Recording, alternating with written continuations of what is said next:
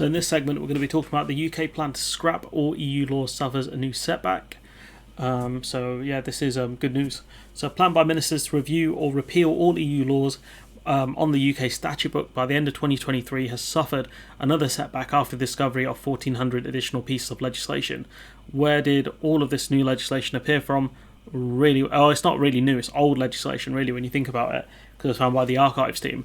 Really bizarre stuff. Depending on how the videos come out, it'd be something I've discussed, because the ministers are currently arguing with trade unionists over workers' rights and paid vacation, among other things. Sunak has started backing away from his ambitious proposals to scrub Britain's statute books of unwanted EU laws by abandoning his promise to complete the exercise within 100 days. Now, he could argue that he made that promise during the last set of leadership elections, the ones where he fought against Liz Truss, compared to now when it was just at coronation.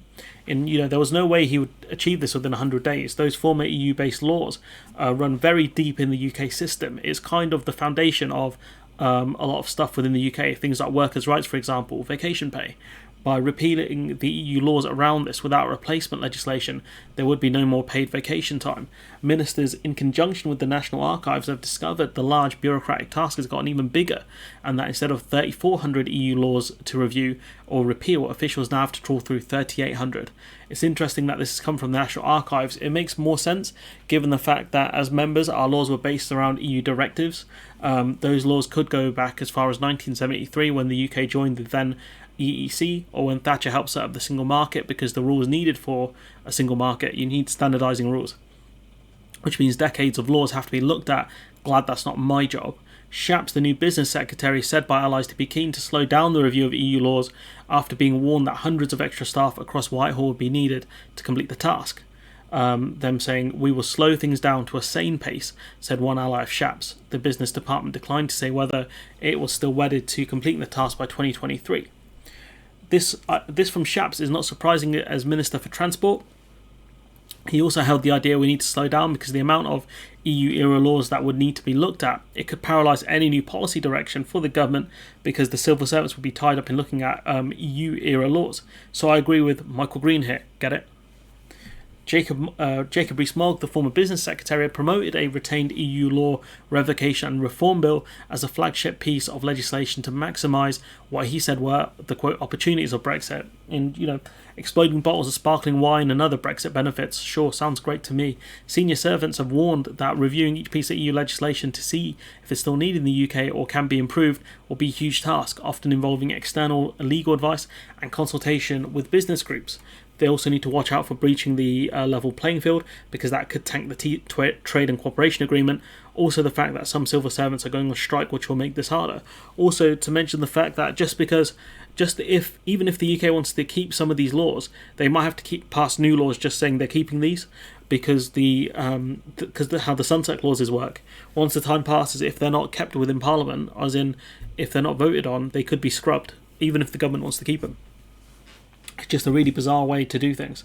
Theresa Villiers, a pro-Brexit former Northern Ireland secretary, said the intention behind Rees-Mogg's bill was good, but it would be very difficult to complete the task by the end of next year. It doesn't surprise me that more legislation has been found, she added. Inevitably, when you have 50 years of regulation, it's going to take time to carry out this exercise.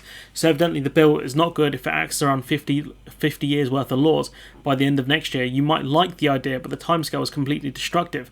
This will do so much damage. Why can't they see that? So, at its core, it's a very bad idea. It's a very bad bill. Mogg's legislation allows ministers to ask for more time until 2023 to complete the review, and a looser timetable for the whole exercise is now more likely, said government officials. And I think even by 2023 it's probably not possible. Plus, we don't know what the landscape will be in 2026. Also, what if they just say no to these extensions? You could request one, and the government can just say, "Sorry, you're out of time." There'll be an election by then. Guaranteed there'll be an election by then as well. The business department said it was committed to taking full advantage of the benefits of Brexit, which is an oxymoron, which is ridiculous. Reviewing EU laws was an essential exercise in accelerating regulatory reform, And in my opinion, I get reviewing the EU laws, or the former EU laws, but right now we're heading for a huge economic downturn. The Tories should focus on that rather than making exports even harder. Their priorities are all messed up as always.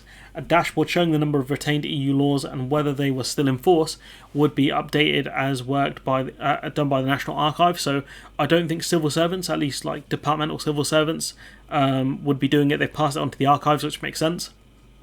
And the Brexit Opportunities Unit in Whitehall continued, said the government. I mean, why do we need a Brexit Opportunities Unit in Whitehall? Surely the opportunities should have presented themselves by now.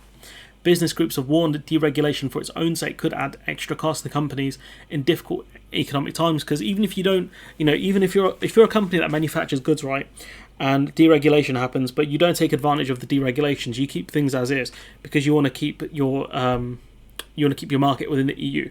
You have to go through further checks now to prove you haven't deregulated. You have to prove that your stuff is kind of EU grade worthy, if that makes sense.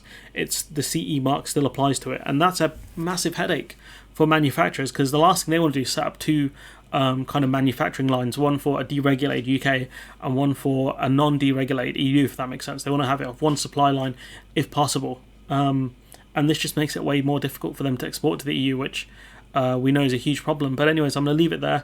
Let me know what you think in the comments below. Like, comment, share, subscribe, support the channel on Patreon if you can, and hopefully I'll see you in the next one.